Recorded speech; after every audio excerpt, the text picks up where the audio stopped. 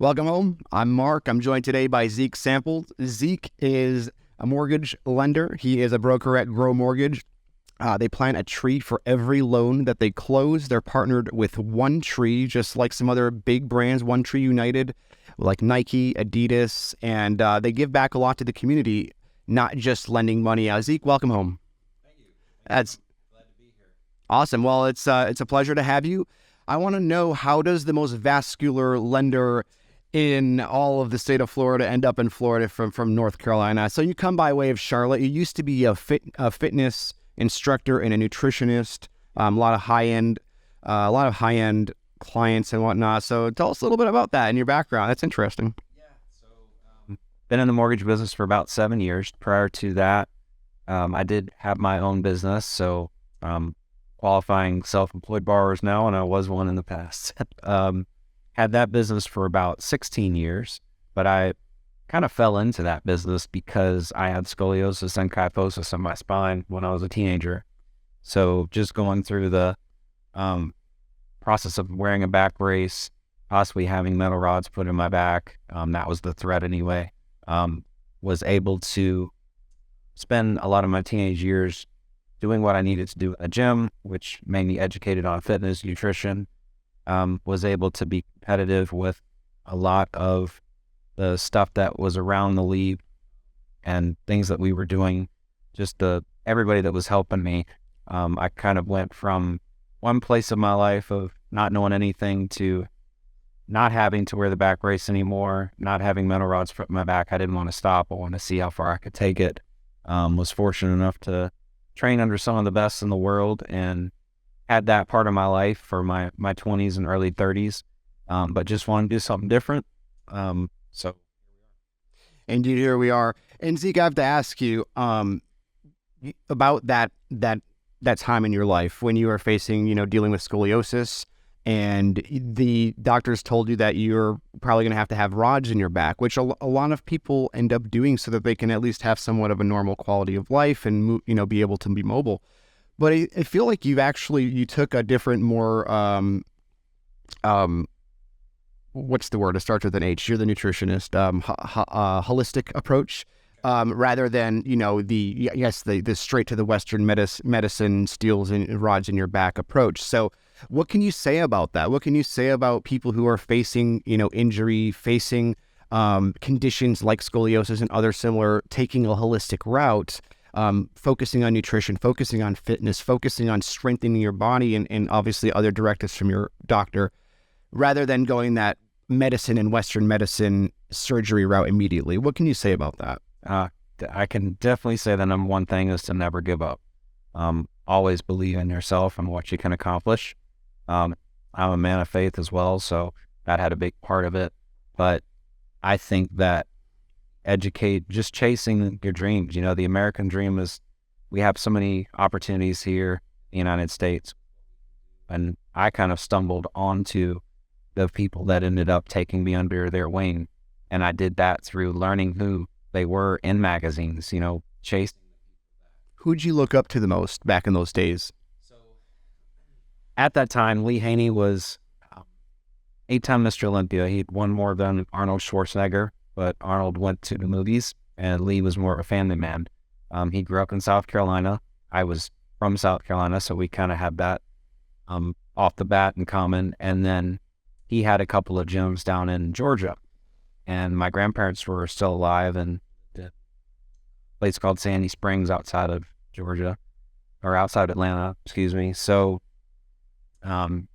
when I found out I didn't have to wear my back brace anymore, I wanted to set up a personal training session with Lee, $250 an hour.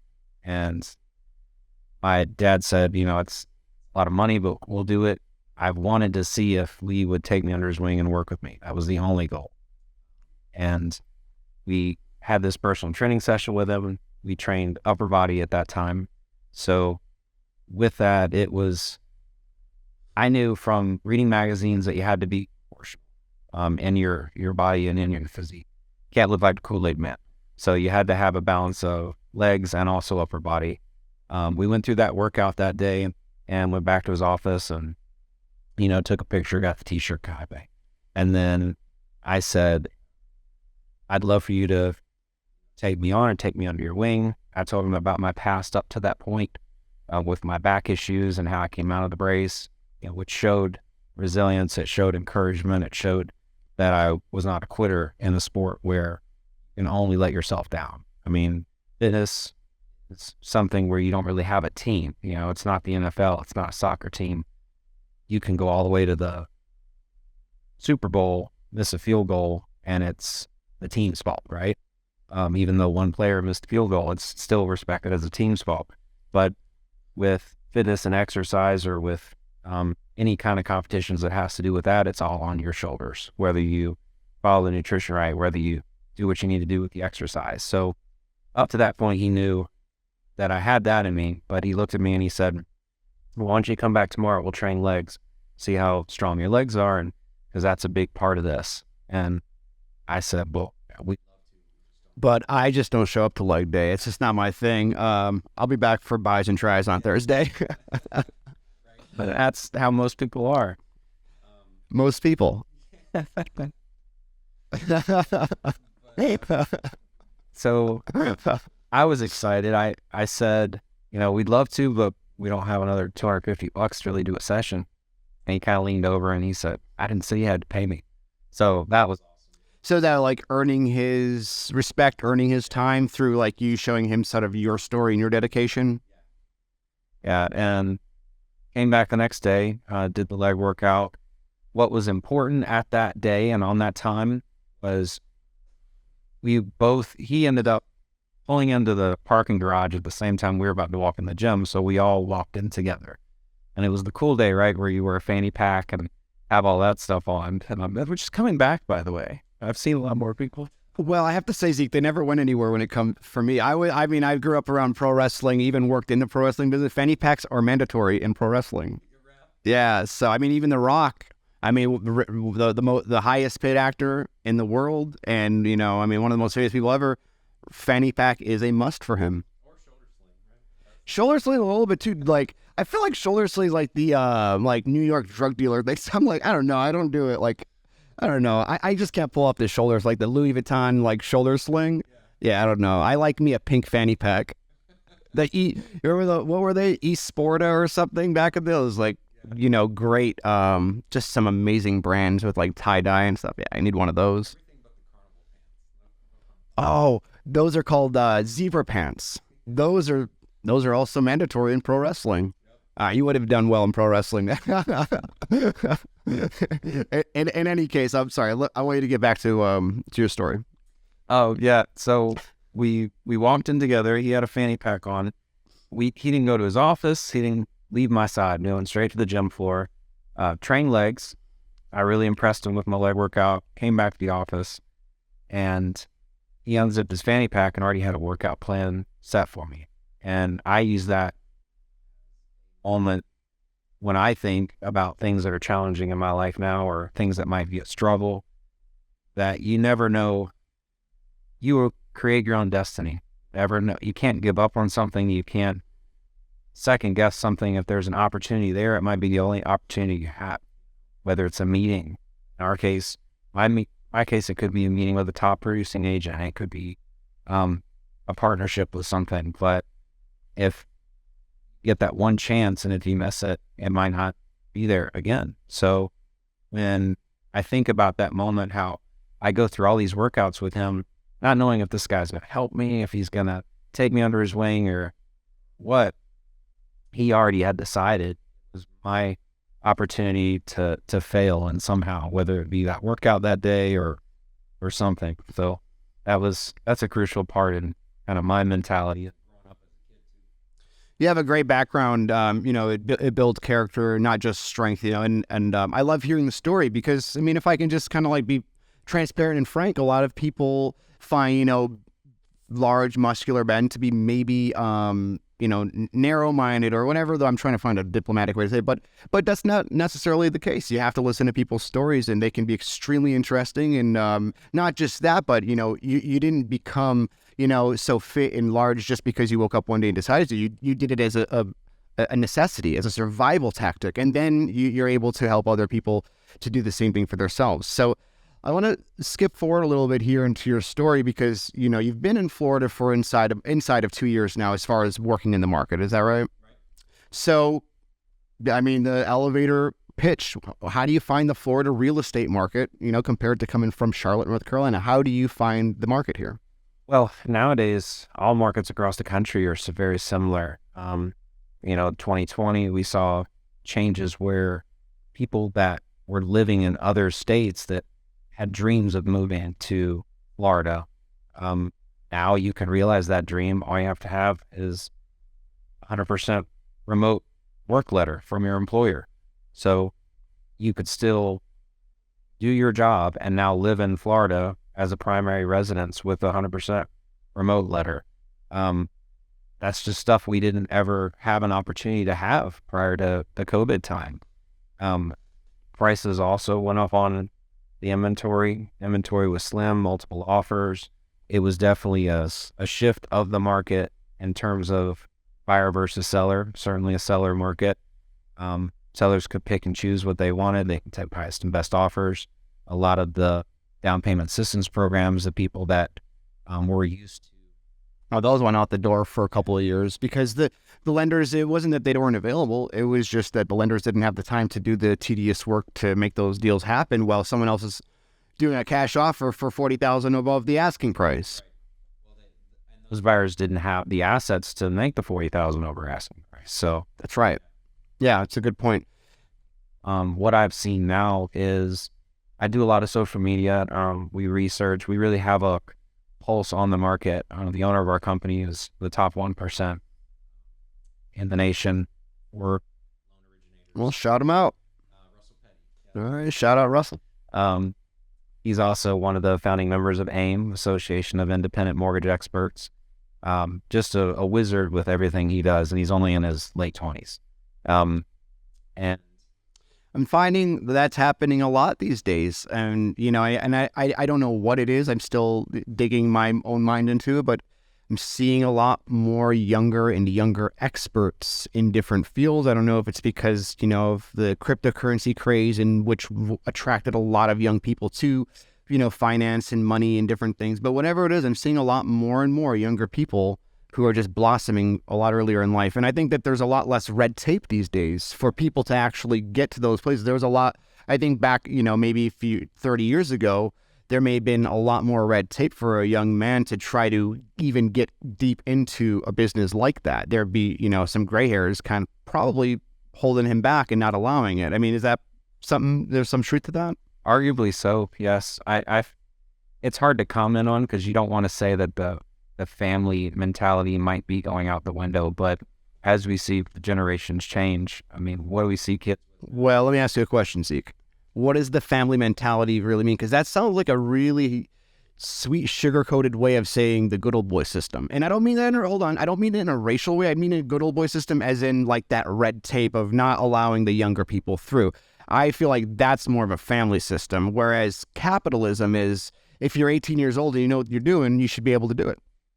What I was referring to was a meme of kids over on the left side of the picture playing in the dirt and playing in the playground. Kids on the right side of the picture up today on their phones looking down. Okay. So it's just the understanding of life, I guess, is what I'm trying to say. And again, so you make a good point. Let's touch on it. So the kids on their phone, I don't agree with that. There has to be a totally a limit to it, but we also can't suppress it. Otherwise, other countries are going to just lap us in life, in business and global economics. We're going to be lapped. So young people have to have that sort of access, right? So, but those kids on those phones, that's that 20-something-year-old that's running a mortgage company, more than likely. That's also going to be performing surgery on you while he's sitting at the beach. Well, I'm not. He's got a robot on his iPad. Well, I mean, I don't know what to say about that. I mean, the kid on the phone may or may not end up being a surgeon, but more than likely, if he's on his phone all the time when he's young, he's probably going to have his finger on some pulse that's going to give him some opportunity at some point, because as you say, you're growing up with it. It's built into you, as opposed to our parents who weren't raised with a computer. So they had to learn something new, and they were typing with one finger for a very long time until eventually, so many years go by, 10,000 hours, you become an expert at anything. So, but there was a long waiting period for the older generation. But for folks like you and I who are, I don't want to date you or age you, but who may or may not be in their elder, we grew up with that stuff. Our fifth grade classes had computer labs. My mom's fifth grade class may have had a typewriter in the class. Oregon Trail was my first game ever. That was the best. That's actually probably one of the first games. Yeah, you had to have the floppy drive and you had to finish your computer assignments before you got the floppy drive. Yeah, and guess what? So while we're on the topic, it's funny because you mentioned that. I always got the floppy drive. Move on to college, and I went to Henry Ford College, and we shared a campus with, it was like the small college on the same campus as University of Michigan, Dearborn. And between the two campuses, I had, you guys can check this, go ahead, check the records. I had, it was a record on both schools for the fastest typing. It was 121 words per minute. Yeah, so there's no way I could do that now, but if you watch me type, you can probably be like, yeah, he probably was able to do it. But this is, this was in 2004, and so we're talking about 20 years and, a lot of consumption of different things that maybe slowed down my mechanics and my mobile skills. We took the past 3 years and rewinded it to that time in your life. You could be an influencer, right? I'm influencing myself. What do you mean? I am an influencer, right? I influence myself on a daily basis. Oh no, that sounds like the life. I don't know, man. It's not working out for some people that I know. So, and they're really good at video games. So it probably wouldn't work out that well for me. So I don't know. All right, let's talk a little bit about lending. Let's talk about some finance stuff. Let's talk about a lot of some stuff actually that consumers might be wondering. And one of the reasons that I wanted to talk to you on the record is so that we can help some of them, so they can understand and wrap their minds around some of the gray areas or some of the areas that they may not understand about borrowing such a large amount of money. You talk about, people talk about interest rates. I like to bring this up. I may have brought this up on this program before, and forgive me if I have, but let me ask you a question, Zeke. When you were, let's say, not now, let's say when you were, a young late 20s, what was your highest personal credit card maximum limit, approximately? Okay, that's a great answer. I was looking for something like that. I was expecting you to say somewhere between like 8 and 15 grand. So you're pretty much in the middle. So what was your interest rate? Man, I don't remember that. But probably like 12 to 17%, right? Okay. So they're willing to borrow you $12,000, but they're going to charge you, upwards of 17% interest. So people should really try to understand that a bank is willing to lend you hundreds of thousands of dollars, while these other creditors are only willing to give you $12,000, but they want a 7% interest on their investment. Now, I'm not here to go to bat by any means for the banks, but I just want to put some perspective on borrowing such a large amount of money, $400,000 or $500,000, and having an interest rate like that. You're not borrowing $10,000. You are borrowing a large amount of money and taking a large asset, and being able to leverage that asset in the future for equity and cash outs and all, whatever the case is.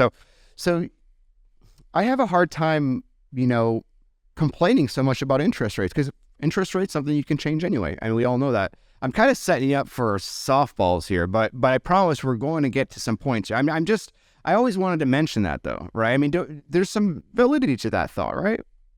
Yes, definitely.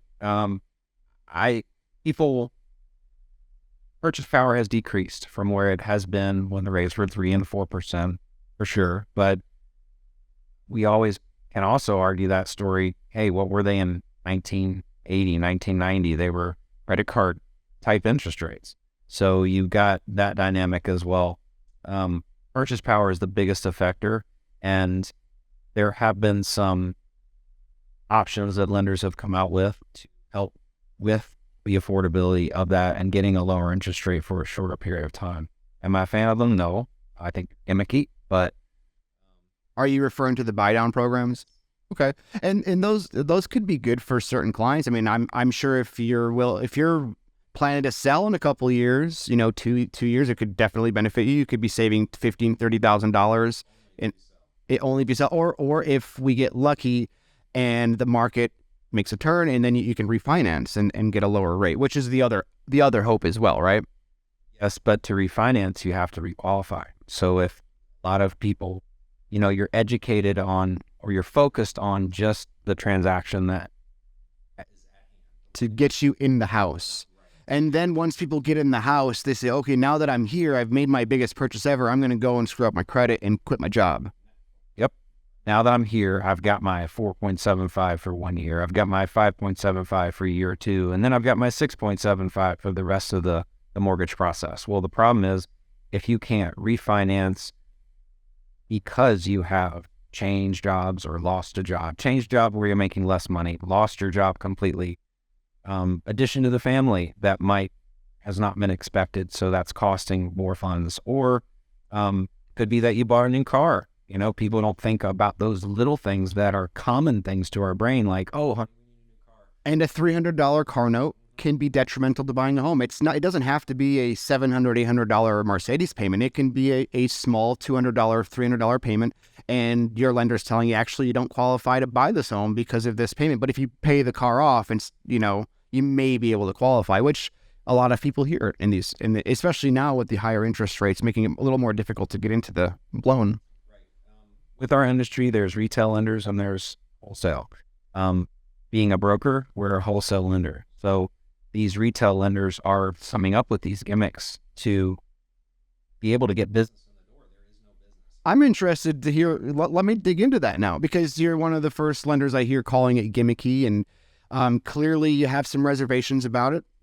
Get right into it. Let's hear it. Even on the amortization table, if you look at, let's say we did a traditional buy down, if we had $5,600 to do a buy down to get to a 6% interest rate, just throwing a number out there randomly, because all this is going to be dated information.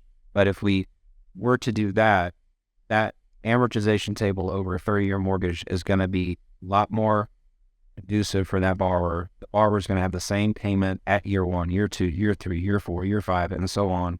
If we did a buy down where we got them a 4% for year 1, a 5% for year 2, and then the 6 for year 3 and beyond, if they can't afford that higher interest rate payment, then what are they going to do? It's this whole concept of marry the house, date the rate. That's what caused the 2008 recession.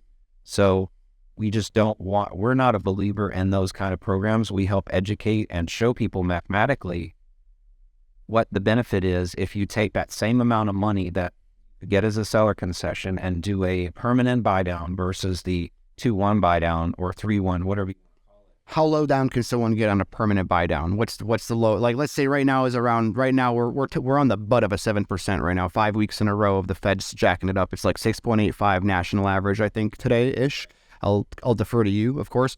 But what I'm seeing is that it's ticking up a lot. So it really depends on credit score, honestly. So I could answer your question, but it might not be true for realization, because with interest rates, the cost of buying that interest rate down is never linear. So it's not dollar for dollar, so to speak. You might be able to get an interest rate lower by 0.5%, and then all of a sudden it costs twice as much money to jump another 1/4%. So then now you're pigeoned into only that 0.5% because you don't have the money to go down the extra quarter. So it's hard to say. But in any case, you're talking, let's give it a range. Somebody who just, barely qualifies for it to someone who has the best qualifications. What is that range of what? Was it from like 0.5% to 1% or something like that? So, and that can be, that can save somebody a lot of money in any case. But when you crunch all the numbers, is it worth it? Does it add up? It does in our belief, it does if you're doing permanent, because you could still do that refi that everybody else is selling at year 3. But now if you can't, you're still in a mortgage payment that you've already had for 2 years that is going to be the same one coming out of your bank tomorrow. Oh, okay, so let me just ask it like this. The guy who has the high credit, the good profile, everything lines up for him, what would he typically, and I know there's no linear answer, what would he typically pay for that 1% buy down, permanent buy down? It doesn't really work that way. It's just hard to tell. But you could you could look at it as 1% of a buy down would get it equals to 1% of your mortgage balance. So if you got a $300,000 mortgage, it's going to cost $3,000 to buy a point down. That doesn't sound so bad. I was expecting a little more than that. It seems like lenders nowadays don't even have par on their rate sheets. Par means that rate costs no money. Lenders now have points already factored into the rate, and they need to be able to make that up to be able to do the deal and service the client. So that's where, and then there's that layer to second homes, investment properties. There's pricing adjustments for that, and there's also pricing adjustments coming a little bit later on this month too. So, what's your take on? And we're jumping a little here. What's your take on the technology that's used for underwriting? And I'll frame the question a little bit. It just seems like using technology just to automate stuff doesn't seem ideal. I feel that there should be, a little more manual, and then of course quality control. There's obviously another layer of quality control now after our 2008 crisis. But maybe a little more. It just doesn't sit well with me that we're relying on technology. So, what is your take on the couple of different softwares that lenders use to underwrite? No, not at all. I do love the conversation, but we can circle back to that if we have the time. But I'm not talking about that. I'm talking about the underwriting software there's like maybe one or two different ones that lenders will use for their underwriting. So I'm just talking about that software that runs the underwriting process. Okay. So all lenders have to use the automated approval system, whether it's desktop underwriter or loan prospector, or if there's a different loan program like USDA, they use another system there. But those are ones that basically allow us the computer says, hey, this person's pre-approved. That allows us to generate a pre-approval letter. There's a lot of lenders out there that'll do a pre-qualification letter, but it's not as good as the paper it's written on. A lot of listing agents won't take pre-qualification letters either because the horror that comes with finding out. Oh yeah, I mean, I would never, and that's why you want to work with a mortgage broker like Zeke, and not your bank. Because if you're showing a home on a Saturday to your client, and the client loves the home, but they don't have that pre-approval because you've skipped that step for whatever reason, or you meet a client on the weekend and they need a pre-approval, do not let them go to Rocket Mortgage. And no offense to Rocket Mortgage, call them on a Monday and work with them whenever. But that online pre-approval is as good as the paper in the bathroom, if I can be frank. So, am I right? 100%. Yeah. So, but those systems we have to use to generate that pre-approval. But once we can put an address in and trigger the 6 pieces of information that we need in order to disclose a loan estimate, on that opportunity, there's a chance that we could get an appraisal waiver or other things. Which is another unique process to it. But that's something that underwriters that are human as well, because those findings that come from Fannie and Freddie on that AUS software, that is what approves the loan or not. And there's some things that can be outside of that too, like yeah, we've seen with our clients that we've successfully closed with where they've been denied multiple times by the software, but they kind of keep going back and sort of challenging the system. So that might actually be, as I'm brainstorming out loud, sort of the silver lining to dealing with a human, because a human is only going to say no so many times before they just tell you like it's a permanent no, stop reapplying. Whereas the software seems like it allows you to kind of keep on trying to work the system. Well, there's different things that could allow it to trigger an approval. So, for example, there's times where I'll get a denial, but then I will go back in there and put reserves in the system. So I'll make the computer think these people have an extra $1,000. Because they really do. It's not just making it think that. Disclaimer. Well, I'm not saying that because they yeah. Not, but I could give them hope, right? We don't want to just turn them away. If their credit is lower, for example, let's say they don't have any reserves, but I know previous conversation that grandma can gift $10,000 if they needed it. They just don't want to ask grandma. So if I now have an approval with $3,000 in reserves, I can say, hey, we're not approved right now with no money in reserves. But if you can ask her for 3,000, now we've got reserves, we should be good. So there's some opportunities there that can help the computer. Okay. Yeah, and I guess that's a positive side of it, so that you can sort of work the system and try to make things happen. So next thing I was going to ask, I feel like there's another question that I should ask instead. So I was going to ask you if the government, as in, our U.S. government, the regulators here in the States, should do more to incentivize people to become homeowners, whatever it could be, with your tax incentive, whatever the case is. But what I really want to ask you, and again, this is just your opinion if you're willing to give it, and it's not necessarily the right or wrong answer if you have one. Does the government actually want everyone to own homes, or would they prefer that less people are able to own homes? And from your experience as a lender working with regulators. So there was an interesting article that came out December 2022 that the headline was institutional investors pull together $110 billion to buy real estate. So now you've got, instead of driving by a community and it says homes from the 300s to 500s, it says homes starting at $2,500 a month. So there's investors that are seeing something coming and they are buying entire plots of land, developing multiple houses in these plots of land, and then renting out the entire place to renters. So you're either going to be a landlord to yourself, which means you're basically paying your mortgage, or you're going to pay somebody else's mortgage. Should the government help them out? I mean, there's programs that are in place to help, like down payment assistance and grants and things of that nature, but the government's also tied into Wall Street. So that's a hard conversation. Well, what's Wall Street want from your perspective? What would Wall Street want? Would Wall Street prefer? Because if you think about it, if more people own homes, that means that far more people have their skin in that financial game, rather than just a smaller portion of people owning all of the land and renting out to people. So it just seems like maybe for Wall Street, it'd actually be better for Wall Street that if everybody had their money invested into mortgages. But then Wall Street's trusting all these people to make their mortgage payment, where if they are a bank and they held this themselves. Well, I mean, I'm not an expert. You're the expert, but isn't that what, I mean, this is like the cliche thought I always have. Isn't that what the banks want, is for people to default anyways? I mean, that's where it works out better for them. They're going to double their money. So I feel, I'm just brainstorming through my novice expertise of financing, but I feel like that if government's in bed with Wall Street, then Wall Street would probably benefit more if more people had skin in that game.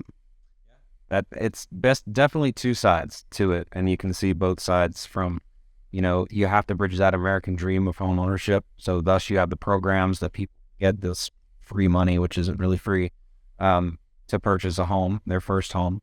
But the small print you've got going on with that, and you've got the 2-1 buy down, which we've already talked about. So it sets people up to have to be in a certain realm with their lifestyle in order to continue to be successful. And I'm always against, I personally do infinite banking policies, something called IBC, which is a completely separate conversation, but I'm my own bank with my money. So I do not trust the system in regards to how it flows. I know the interest rates that they can make off lending their money. Why not do it yourself? So there's different things that I feel like people can, they're made to work in the system, right? The 401k is set up by the government entities in order for somebody to put their long-earned savings into and trust. Well, how well did that work out for you in 2020? 40% or 60%? I mean, there's so many different things that are now forcing people to continue to work and past their 60s, into their 70s, just to try to build up some kind of retirement to do what they want to do prior to 2020. It's all a manipulative game. It just depends on how far. Interesting. This is really good conversation, Zeke. I know we still have a few more minutes, so we have a little more to dig our teeth into here. Great expertise. If for some reason you skip forward, into the video. We're joined by Zeke Samples. He is a broker here, pretty much runs the Florida market for Grow Mortgage. Grow Mortgage are partnered with One Tree United, and it's pretty cool. Every deal that you guys do, you guys plant a tree with One Tree United, just like some of the big dogs like Nike and Adidas, which is a really cool brand. I love it. It's awesome. All right, so let's quickly touch on the 40-year mortgage that the Federal Housing Administration just approved. As they basically just greenlit it. New York Times and everybody kind of just wrote about it just in the last few days. So this is fairly new. Couple points I want to point out. I know before we got on the record, you did mention that you're not as familiar with it, and because you guys actually really don't believe in them as much, and I can understand why. So the 40-year mortgage compared to a 30-year mortgage.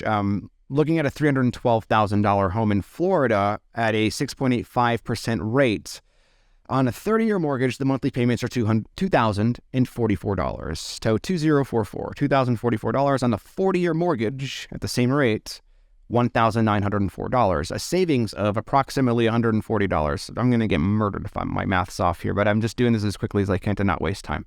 So, $140 or so dollars, give or take, right, to do a 40-year mortgage.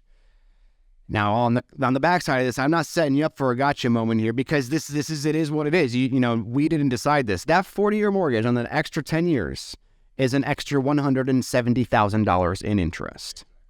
So with that said, thank you, FHA, for the 40-year mortgage. My clients are going to love paying an extra $170,000 to Zeke and his friends. Not to me. So higher interest costs definitely come with that 40-year mortgage for sure. So much like that, another way where we can show somebody they can save a little bit on their mortgage payment, but then don't show them behind the curtain, Who could that be good for? Just like the buy down program is good for someone who's planning to maybe flip the home within a year or two. Well, who could a 40-year mortgage work for, to be fair to the program?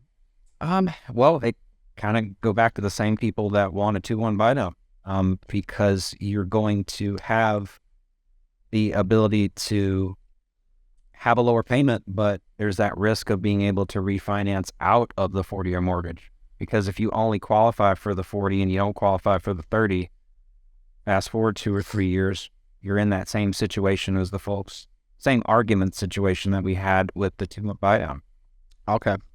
Makes sense. Not the greatest program. I think the one thing is going to help some people who want to own a home to get into the home, because they may not qualify for the 30-year. Lender's going to look at the 40-year application and tell them, hey, look, you qualify for this if you want, and here's the numbers. So that's going to lead me into my next topic I want to pick your brain about. When a client is buying a home and using a mortgage, and I'm just going to be very frank here, is some of the costs and the fees and what's going to happen and the rate changing, and there are a lot of gray areas there.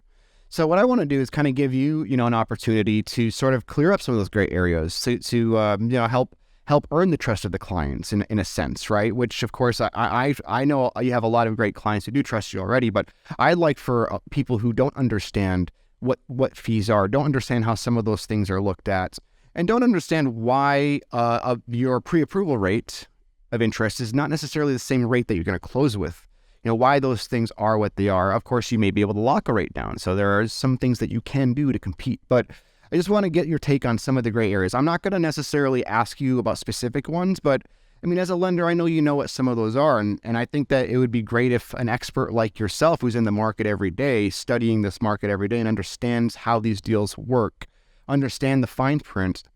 And as a realtor, I'm actually not even allowed to see any of that paperwork. And that's fine. Business is business. But I'd like to get some of that, from you, some of what you are willing to share with us, what some of those gray areas look like. The clients close the deals, they're not canceling the deals with those gray areas, but I'd like to understand some of them myself as a realtor, as someone who works with investors and stuff like that. So I can help to better give my clients confidence to want to be able to get a loan and work with a lender. What are some of the gray areas that you're... Okay, well, one would be the rate change, which I think it has probably some fair explanation to, if you get a pre-approval for 6%, you may end up closing at 6.3 or 6.2, or in these days you might close a lot higher than that. And then at the same time, there are fees that we just don't know what they are. I just want to kind of understand what fees are, what lending and the closing costs on the side of a lender, what they are. What is the client paying for? As a realtor and someone who helps people get in homes, I just want to say, Zeke, I understand what they're paying for. They're paying for a premium of getting that loan. Just like I explained earlier, some creditors are only going to give you $12,000 and they're going to charge you 17% interest on that credit card. And that's all they're willing to give you. So the lender is going to charge you 6.5% or 7% interest, but they need a premium to give you that money. And that might be $15,000 if you're buying like a $400,000 house, or I'm just throwing out ballpark numbers. So help me understand a little bit about what paying closing costs are with a lender. What is that? It might be a little bit of a vague question, but that's probably because it's being pulled from a vague kind of a gray area that we don't understand. Well, Section A of anybody's loan estimate is the biggest section to pay attention to. That's where you're going to have origination charges. So if there's an application fee, if there's a processing fee, if there's a underwriting fee, there is an origination fee. That's just what that section is called. There can be an origination fee within the origination charges section. Most of your, like even now in January of this year, credit reporting costs have gone up 4 times the amount they were last year. So there's a lot of lenders out there now that are charging the borrower that upfront cost to pull their credit. We as a company are not doing that. We don't feel like that's the right thing to do, but other lenders are doing that already. There's just a lot of costs that are now, with the rates rising, you're going to see a lot more of that. And it's all about education for these home buyers, especially if they're first-time home buyers. They can be caught within the shiny object. They can see, or they always ask, what's my rating? Well, we can't really lock the rate until we're under contract anyway, because we need to know the loan amount and So just so I can understand it, because this is for educational purposes. So to be able to lock a rate in, you need to have an accepted contract from a buyer. That's like the first step to getting locking a rate in for X amount of days. And how long does someone lock a rate in for if they can? The longer you lock the interest rate, the more cost might be associated with that. 30-day locks are generally you're going to see.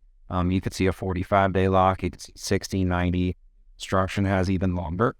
A lot of things that I tell the borrower to look out for is going to be that Section A, but also it's going to be the cost of the interest rate. You're going to see points in Section A. So if somebody asks me what my rate is and I tell them, and then they find something that's 0.25% lower, I always tell them, okay, how much are you paying for that interest rate? Make sure you compare apples to apples.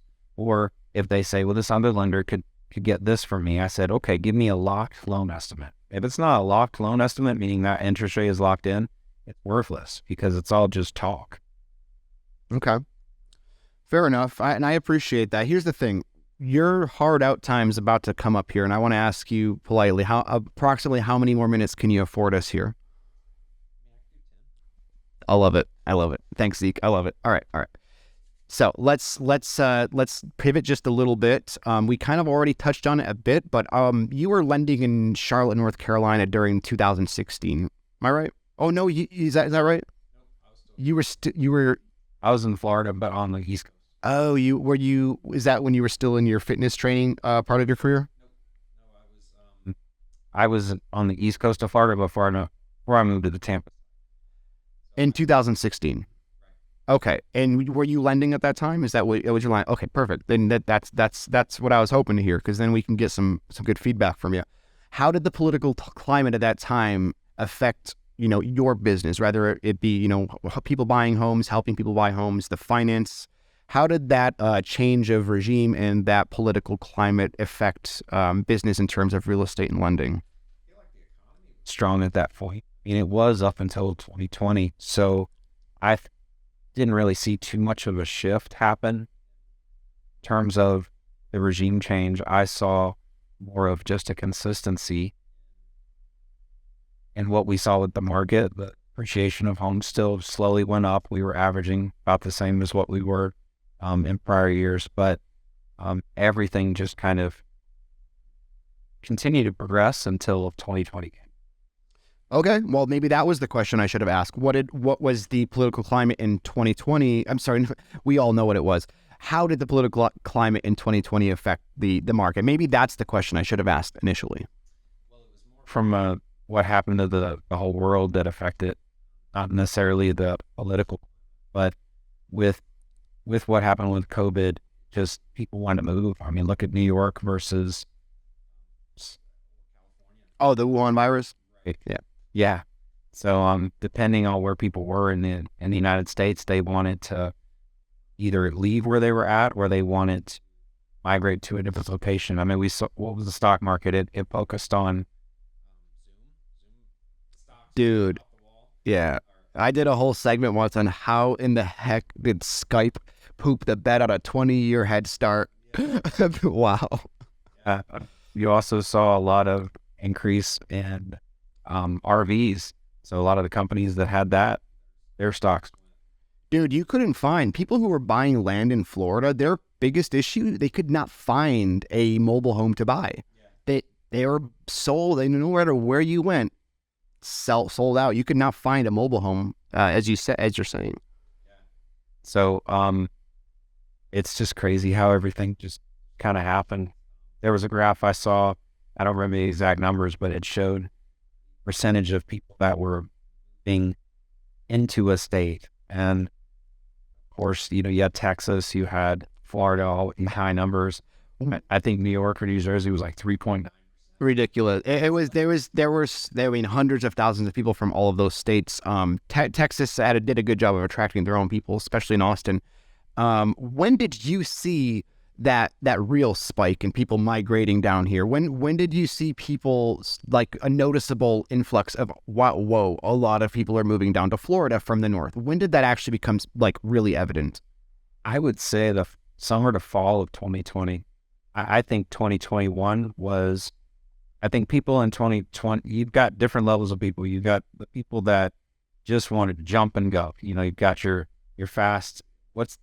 Think about the disc test, right? It's like, are you going to make decisions quickly, or are you going to make them irrationally, or are you going to make them calculated? So you've got the people that are just like, we're going. And then those are your 2020 people. And then you've got people that are the 2021s that are like, okay, well, they went, we should go too, or that sounds good. You got kind of the followers. So I would say from the summer of 2020 to about a fall of 2021, that kind of mid-year of both years was the strongest part of them. And down here in Florida, I got me a feeling we're going to see another influx of people coming down here in the next couple of summers. I think there are a ton of people who, if they could have done it, they would have already done it, but they're not in position. So people up north I think they're trying. A lot of people are, a bunch of people up there will never leave. They're too stubborn. But I think there are hundreds of thousands of people, if not millions of people, who are trying to position themselves to be able to come down here. Funny because, a lot of times people think we just work with buyers, but I'm always saying, hey, listing agent is just as important, because that person that you're listing the house for has to buy something else. And sometimes when I hear the story, oh, they're moving out of state, it's always like, why would they want to? It's a great point. Yeah, no, I mean, I see that a lot. People are like, yeah, we got to sell our house to move up to snow. All I hear is snow. I don't even hear the city. I just hear the word snow like coming out of their mouth. I'm like, what? Why would you do that? And let's just keep in mind, I did hard time. All right, I've done hard time. I did 8 years in Northwest Canada. All right, Edmonton, Alberta. Shout out to my peoples. All right, and 20 years in Detroit, Michigan. I've had 28 winters, and 8 of them extremely brutal. So I mean, I'm not over here just like Monday quarterback armchair in this thing. Like I've done my time. Why would you do that to yourself? Lower your quality of life, and whatever's up there, bring it down here. Whoever's up there, leave him up there.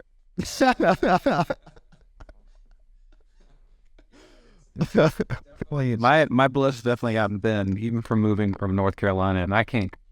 I love it. No, it's not. Detroit was cold. I mean, it definitely cold, but it wasn't like like Canada. The difference between the two is like Detroit would be like freezing cold and snow, but it would be all dirty and muddy. I love the city. And I love the people. I'm not dogging the city. I love Detroit. It made me, who I am for 20 years. But when it snows, it just looks like a bunch of black mud on the floor, and it's really it's just ugly. In Canada, when it snows, it actually looks like kind of like a movie. It's all white. It's all this beautiful snow, and everybody's, they don't go outside. That's the problem with Canada. It's minus 40 degrees Celsius.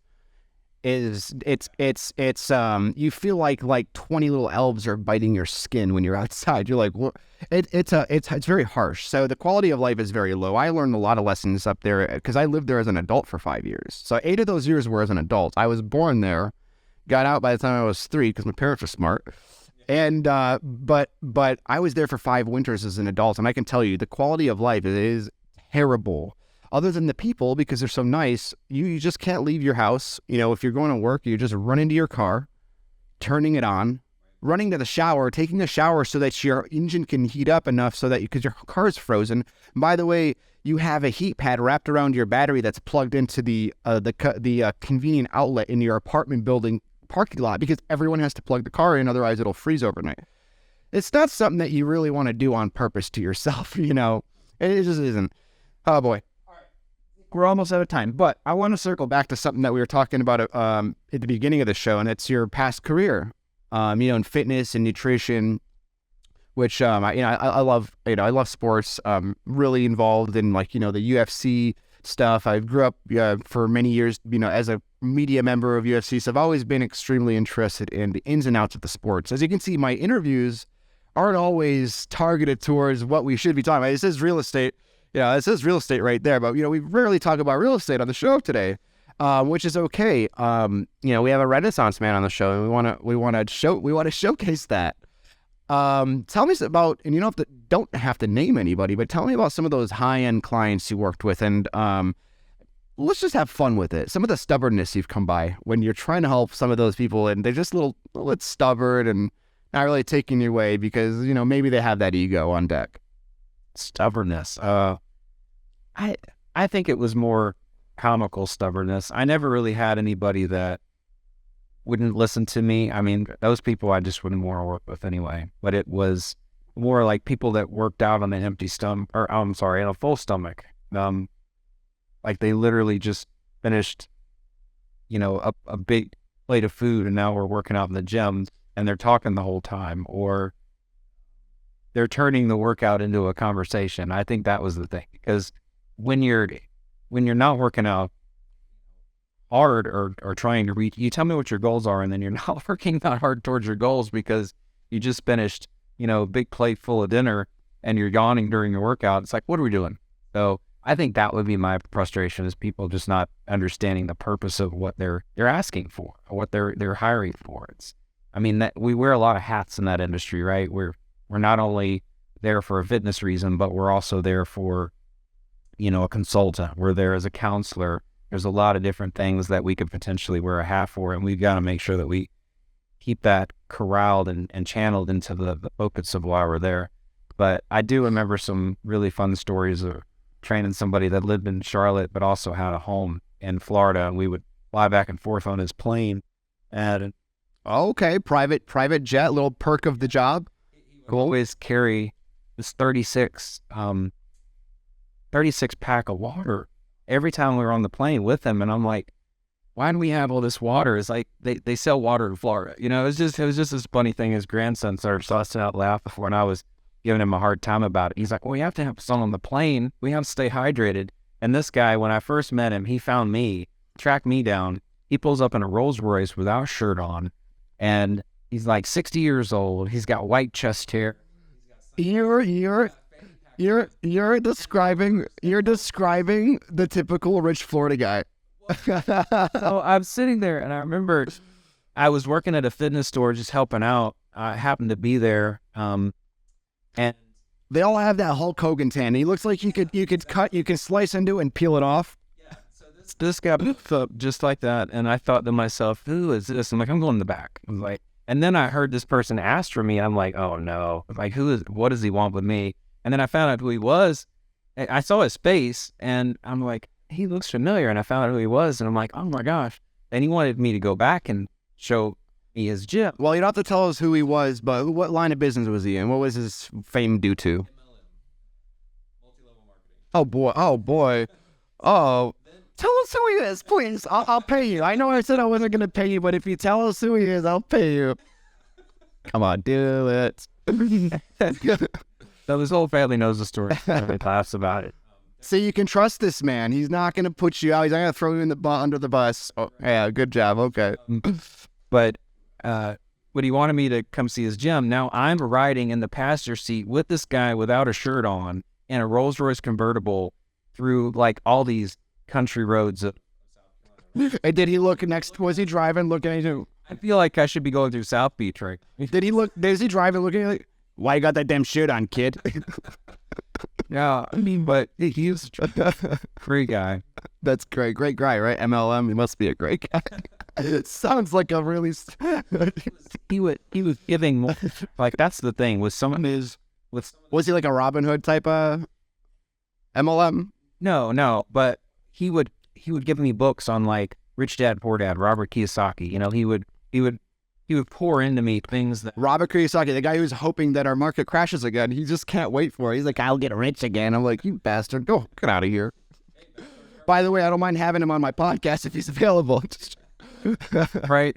But yeah, it's it was a good time where at that age, I was able to really just learn more about how to be successful in life, and I was blessed and fortunate to have somebody that would do that kind of thing. So it's funny how you can see things on first glance and be like, okay, this is something I gotta stay away from. What is this? But then it's like, wow, this is one of the best people I can hang out with. All right, that sounds like a lot of fun, and also, you know, you're making money along the way, and actually helping somebody is, you know, as funny as some of the stuff he's done is funny, but you're still helping him. But what's the contrast to working with, let's say, I'm sure you're probably working with some pro athletes at some point in your career. What's the contrast working with someone who is a professional athlete and already kind of has his ducks in a row? You just have to find out what's important to them and their success. What are their goals? What are they trying to achieve? And aim towards those goals and make sure that you do everything in your power to see them to the end. There's a mental capacity to it as well. I mean, I work closely with somebody who's a mental training expert. So I have the fitness side with strong mentality, but I don't have the professional opinion of how to mentally grasp everything. Those people that can partner with me to help bring that athlete to the next level. So I don't work closely with somebody like that. So it's race car drivers are that way. You know, they really have to stay focused and on point all the time for 2.5 hours, depending on how long the race is. So those people will have goals of endurance. So it could be speed. It could be something that you can't really control with somebody's body, but it could be something that you could help them with for the longevity of the term that they. Okay, and I'm guessing that the professional athlete, or even the maybe not professional, but the athlete that's not showing up with the full stomach and jabbering away about his day at work. You're right. Yeah, easier to work with, more focused on the goals. Yeah, I mean, I love to help people achieve their goals, especially coming from what I did and being into fitness, being almost forced into fitness. Like fitness saved my life. Is what I tell people. So I was not an athlete that turned fitness into a career. It was something that I stumbled upon, but I've perfected it as best I could, and was able to give back to those people that I feel like appreciated and needed somebody to help them with their own lifestyle changes as well. I offered something that was different than your average finance or average fitness. Freudian slip there, because you're not the average lender or finance, as you were going to say, financial. So, but in any case, it could have been true as you were saying it. We're going to wrap up soon. Next time, what I want to dig deep into, give you some time to poke around a little bit, is the use of AI in lending, the use of AI in real estate, you know, but more along the lines of like how it might be being used in finance. But the last thing I want to ask, and I don't want to cut you off, but I'd like to say that because that's a can of worms, and I've already went over on your time. I want to respect your time. Go ahead. We'll save it, but 7 floors. We're on the elevator. Go. Everybody plugs in. It's going to be huge because as the crow flies, we're supposed to be out of a job in 4 to 5 years is the prediction. I've been out of a job ever since I got into real estate, so I'm already out of a job. So, all right, last one before we head out here. Okay, I just killed the retention. You got to know, like, retention and stuff with you can't tell them you're about to end because they've already turned off the podcast now because they're like, oh, they're done. I got stuff to do. So I've got to keep that in mind for it. No, I'm joking. Do it. No, that's the show. But I want to ask you this. I'll frame it with, I think social credit scores are something that we're probably going to see in the future. Like as time progresses and as we evolve as, society, I think we'll see more forms of the social credit score. I have to ask you, as someone who actually has your fingers deep into that game as a lender, are we using social media? Are we using any other online resources when looking at an applicant to see if we're going to actually lend them money? Or are we still traditional with what we're looking at? Still traditional, but you got a great point. Yeah. That's another factor that they're considering.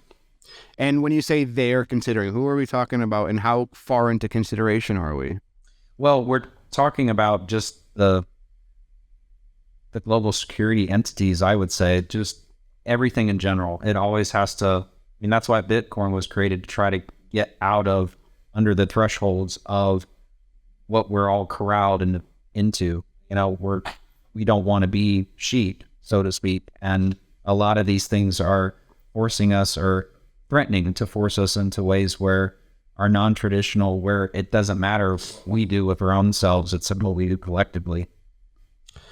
Interesting. And I know I made a good point. It's the only kind I make, Zeke. I'm just joking, dude. Man, having you on this show is awesome. I've been milking this thing for a while, waiting to get you here. And I swear, I have to tell you, man, I'm sorry. The first time I actually canceled on you, not something I would normally do, but I didn't have all my ducks in a row. And I knew that we could have a really great conversation. And we probably just scratched the surface of how good of a conversation we could have. And that's why I wanted to wait. I wanted to make sure I had just had it all wrapped around my mind, because when we first met, I was like, this guy would be great to have on a podcast. And that was like 6 months ago. So I work slow, but once we get there, it's worth it. I promise. I hope you had a good time on the show, man. I really do. All right, guys, check out Grow Mortgage. They are, as I said, doing a lot for the community, a lot for the environment, not just making deals. Zeke Samples is my guest today. I want to thank you very much for being on my show. Thank you, brother. Thank you. It's a pleasure to have you on. Well, that's it for today. I'm Marc. Welcome home.